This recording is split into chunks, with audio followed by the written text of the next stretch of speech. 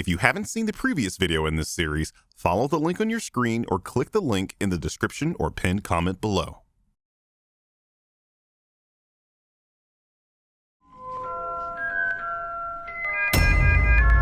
Abracadabra on a nigga. Expecto Patronum on a nigga. What? If Mo-Fi gon' run up on me, then I'ma put my wand to the...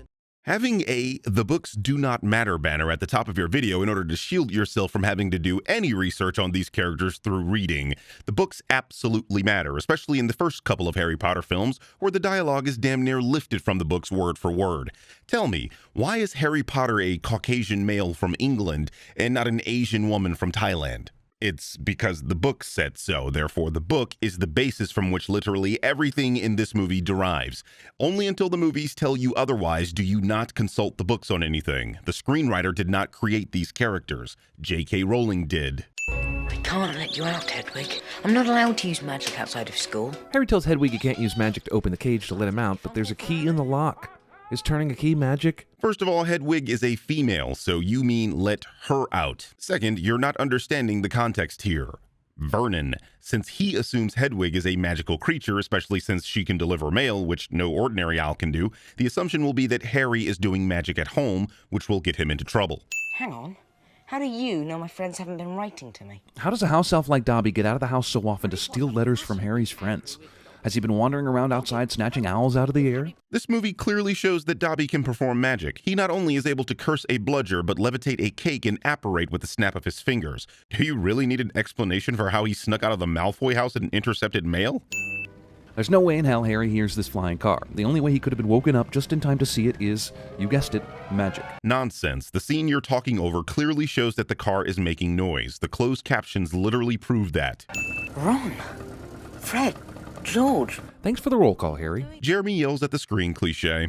Yep, Ron, Fred, and George are home, but so are a host of other Weasleys, so where are they on this GPS system? The problem with your question is that you only have half the information you need because you can't see the rest of the clock.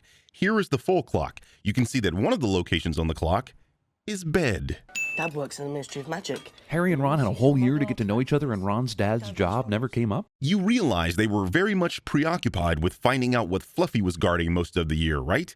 Not only that, why would you ask what your friend's father's job is? Why is that the business of an 11-year-old? What? And who are you? Seriously? One of the most famous wizards in all the land, and Arthur Weasley, who works with the government, hasn't even so much as seen a picture of Harry? It's almost like Arthur Weasley is characterized as being only interested in muggles and their daily affairs. It's not like Harry has a very distinctive-looking face, especially with his scar hidden. Heck, you could show me Billie English and I couldn't pick her out of a lineup of thick white women because I'm not interested in what she produces. This lot won't come cheap, Mum. Is there any reason this family full of magical wizards still has to be poor? Like, can they not use a textbook creating spell or something? I mean, we've got self-cleaning pots and pans here, people. What could this family possibly need money for? What could they possibly need money for? Did you not just see they needed books and equipment for their 7 children? I don't care how much magic you got. 9 mouths to feed is enough to bankrupt nearly anyone. Arthur Weasley is the only one in this family that works, and Molly had been proven to be irresponsible with money by the 3rd book. They're using magic to clean those pots and pans, but they still had to buy those. Diagonally. Wouldn't Harry have to be, like, American to mispronounce Diagon Alley the way he does? No, actually English, considering Diagon Alley is a play on the English pronunciation of the word diagonally. This is why Harry mispronounces it, because he spent most of his life as a normal Brit. An American would say Diagon Alley, because our pronunciation of the word alley uses the short A vowel sound. The English pronunciation is a homophone of the name Ellie, hence this scene. Harry just happens to get accidentally sent to a place where he can overhear the Malfoys being evil. Usually your coincidence sins are annoying, but this one is especially egregious because this is a red herring. In a deleted scene, you literally fell for the okie doke in a scene that's not even a part of the film canon and are treating it as a sin. This run through the brick is cute and all, but are we honestly supposed to believe that no muggles ever see this and freak the out, calling 999 to report the redheaded kids who just completely evaporated in broad daylight? Do you hear yourself? Think about it for just a moment. You pick up the phone, dial emergency services, and tell them you just saw people run through a brick wall and disappear. After you hear them hang up in your face, what's your next move? Because the only people that will print your story are tabloids, and the only people that take those seriously are the men in black. Like, for instance, these muggles here who clearly see Harry and Ron's failed attempt at going through the brick. Yes, but notice how they only noticed because there was a failed attempt? You know, a loud crash and 2 boys spilling all over the place? Pause. If they'd have gone through, even people who might have noticed would have thought they'd gone on the other side of the pillar. Are you telling me you're always watching where people are going in the airport? You can barely pay attention to children's films. This car doesn't get dented or crushed at all. Now, you can tell me it's a magical car and that it can't get damaged, but then I'll tell you that the f***ing car only crashed because it was damaged somehow. More like because the scene you're showing is only of the Ford crashing into the thinner branches. This car is mostly made of steel, and these thin branches aren't enough to damage the car significantly. However, oh, now the tree can dent the car. this is one of the thickest parts of the tree purposefully slamming into the vehicle. Clearly, this is going to cause far more damage than branches, Jeremy. I know they had a brief adventure with the tree, but why are they so much later in arriving than the students who were on the train, which they followed here, and presumably arrived at the same time? You just answered yourself. They were getting walloped by the Whomping Willow. Then the Fords spat their trunks and luggage out of the car, which they would have then had to lug to the castle. They aren't that much behind, seeing as how the other students' luggage is still in the hall. In this shot, there are panels open everywhere in this greenhouse, including a huge beanstalk or something coming out of this one.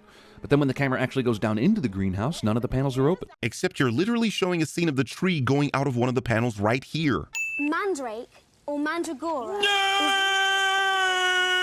So CinemaSins, the channel that complains when movies don't tell them anything, is making fun of Hermione for giving the audience extremely important information that will prove useful later.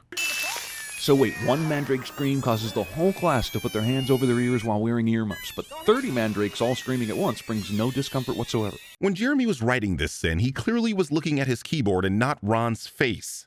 I don't quite understand. If you're Lockhart and you're a well-known author who has women throwing themselves at you and you're this vain, why would you take a low-paying job as a teacher at Hogwarts? Because Dumbledore invited him to expose him using the famous Harry Potter as bait. As you said, he's vain and thought teaching Harry would further his career. Besides, when Dumbledore asks you to Civil War, you Civil War, goddammit. Okay, you know what I mean. Gilderoy Lockhart Inception painting. Furthering the misconception of what the word inception means. A little quiz. Doesn't Hogwarts set a curriculum? Like, how can professors come in and give quizzes about themselves to the students without that getting out and the professor getting reprimanded? Why are you sending deleted scenes? How can the books not matter but non-canon scenes do? Great Scott, no wonder. Look at the time. We've been here nearly 4 hours. Okay, Harry was in detention with Lockhart for 4 hours, and then gets out late at night, conveniently bumps into his two friends, and then bam! All the kids in the entire school happen upon the scene at that exact moment. Yes, because as was explained in the film, Ron and Hermione were at dinner with the rest of these students, and once it was over, went to look for Harry. This is why they all ended up here. They're returning to their dorms. Perhaps Potter and his friends were simply in the wrong place at the wrong time. However, the circumstances are suspicious. I, for one, don't recall seeing Potter at dinner. I'm afraid that's my doing, Severus. You see, Harry was helping me answer my fan mail. That's why Ron and I went looking for him, Professor. We just found him when he said... Yes, Miss Granger? When I said I wasn't hungry. We were heading back to the common room when we found Mrs. Norris. Does McGonagall write backwards on the chalkboard to make learning even more of a challenge for her students? I see you conveniently cut out the part that shows Minerva's other chalkboard isn't backwards, meaning this fits the theme of transfiguration. Get it? We will be transforming animals into water goblets. Ah, another super useful spell. That's something you probably need on an everyday basis. It's amazing to me how much you need your handheld. These are second-year students, Jeremy. They are learning the basics of transfiguration. Therefore, they learn something simple like turning a bird into a cup and then build on that concept from there. It's exactly like learning addition so that subtraction and multiplication later make sense. The air alone would be able to open the chamber and unleash the horror within, and by so doing, purge the school of all those who, in Slytherin's view, were unworthy to study magic. Like Filch's cat? But Mrs. Norris isn't dead. She's petrified, meaning she only saw the basilisk. Ginny, being possessed by Voldemort, hung the cat here as an example. The spiel McGonagall just went on was all about being killed by the basilisk. Genius? Why would the school allow Ron to keep performing magic with this wand?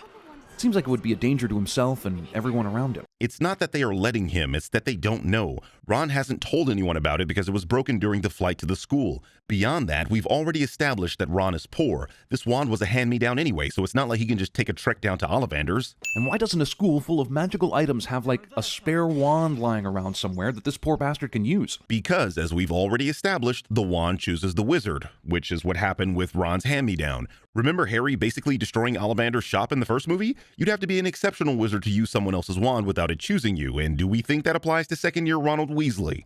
No one ever comes in here. Why? Moaning Myrtle. How incredibly convenient for our heroes, and how terribly inconvenient for all the girls in the school to have their bathroom choices narrowed down. Yes, how convenient that there's an area in a gigantic castle that allows a witch and 2 wizards to make a potion. What's bad? If I hadn't told that snake not to attack Justin... Yes, there was absolutely no one who could have stopped that snake from attacking Justin. I mean, no one. Jeremy yells at the screen cliche. The snake monster in the Chamber of Secrets must be waiting weeks between victims. We had the cat, then the picture kid, then the dark-haired dude, and it's Christmas. Isn't he on some kind of crusade to kill all the mudbloods? First of all, that's racist. Second, Lil Voldy is using Ginny for these terror attacks. This means the only time she can be possessed is when she's writing in Tom Riddle's diary. This explains the relative lack of action because it's all due to Ginny's willingness to express her feelings in the book. Man, it sure is lucky there's a time and place to catch Crabbe and Goyle walking alone in the hallways and trick them with floating cupcake bait. Yes, how convenient that there's a time where Crabbe and Goyle are without Malfoy. Because, as we all know, they're never apart ever, even when they pee. Because apparently, Malfoy's there to shake it for them. Follow the spiders. Hagrid tells the kids to go into the dark forest, which he surely knows has a bunch of ravenous spiders waiting to kill them. And for what? Hagrid never opened the Chamber of Secrets. To clear his name? The defense calls to the stand? This giant spider. He'll clear it up. Well, yeah, to clear his name. It's a big plot point in the story. I think you and others fail to realize that every book in the Harry Potter franchise is a mystery novel. Hagrid being exonerated is a cornerstone of the genre. Also, Hagrid has been characterized as loving and understanding relatively dangerous animals. So, he is under the assumption that Aragog will not harm them and will explain that he was mistaken for Slytherin's monster in the past. This leads to the revelation that these spiders are afraid of the basilisk, an important development later. I believe in magic cars with invisibility buttons. I really do. But I don't believe in a magic car that somehow knows its owner is in danger and comes roaring in to save the day. It's almost like it doesn't matter what you believe because that's what happened. This car was clearly shown to have a personality when it spat Harry and Ron out of itself when they drove into the Whomping Willow. They then showed the car driving into the dark forest, setting up this payoff. But if it kills by looking people in the eye, why is it no one's dead? Because no one did look it in the eye.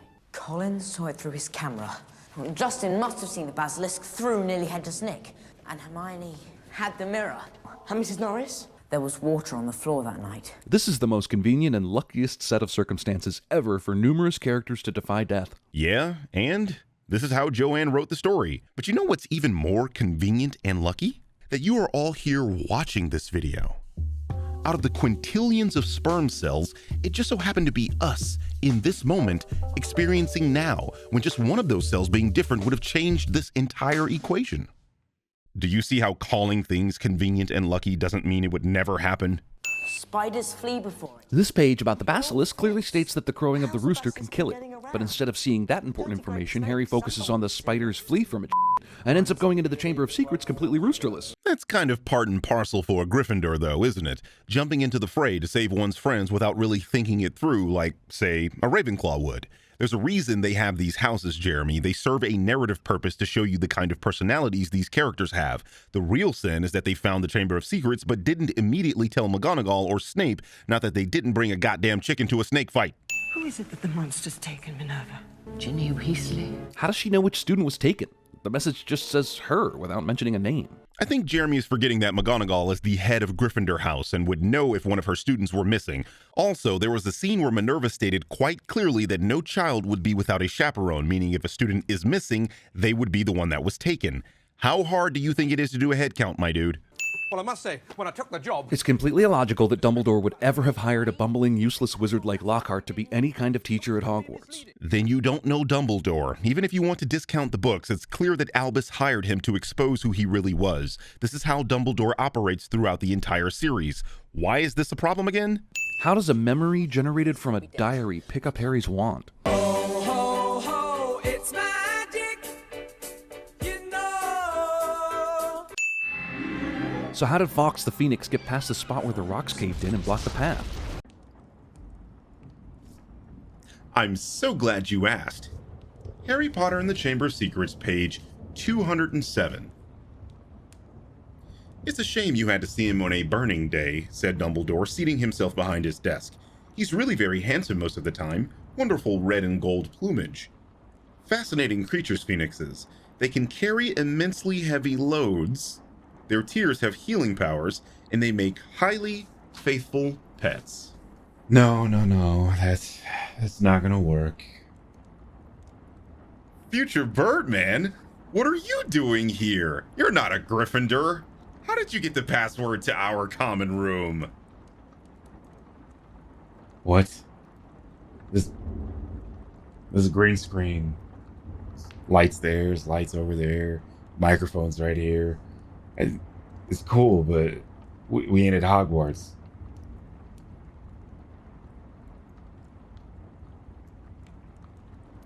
Look, the point is that Jeremy's gonna do the whole books don't matter thing, so let's roll actual footage of Dumbledore saying it in the film. Fascinating creatures, phoenixes. They can carry immensely heavy loads, and their tears of healing powers. More, what about that snake door that Harry had to speak Parseltongue to open? The door clearly closes behind him. Fawkes also has the ability to apparate within the walls of Hogwarts. You know this because you made this video in 2013, and Order of the Phoenix, where this ability was shown, came out in 2007. I have no intention of going to Azkaban. Enough of this. Take him!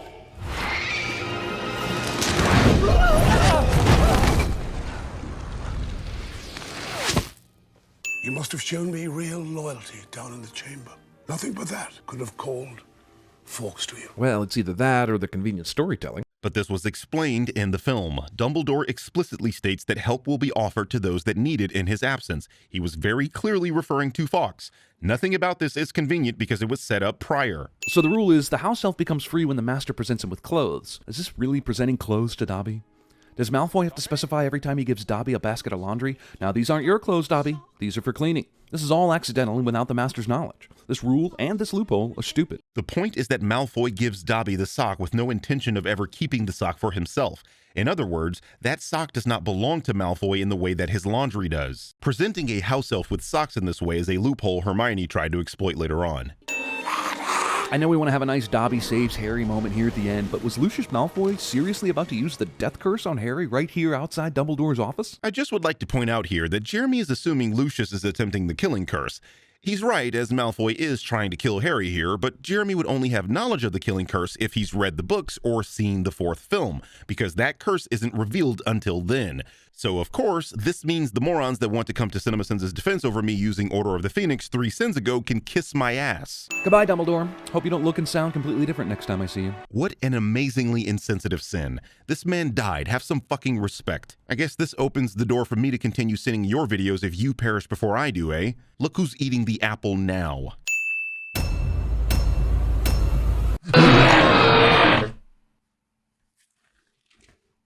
Gotcha. Happy Halloween.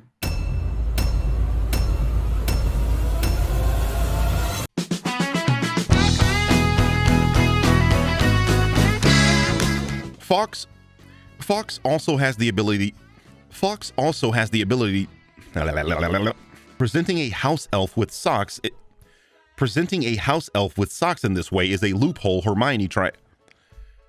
Presenting a. Fuck's sake.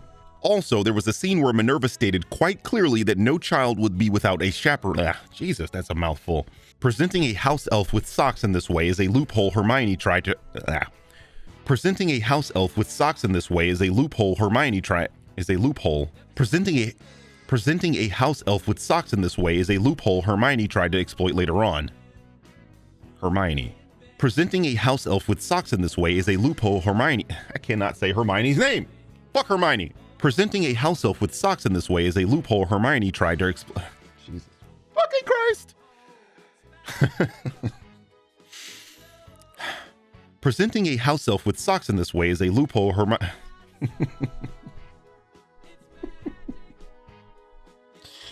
I'm gonna go crazy. All right, come on. Presenting a fuck this line. I swear to God.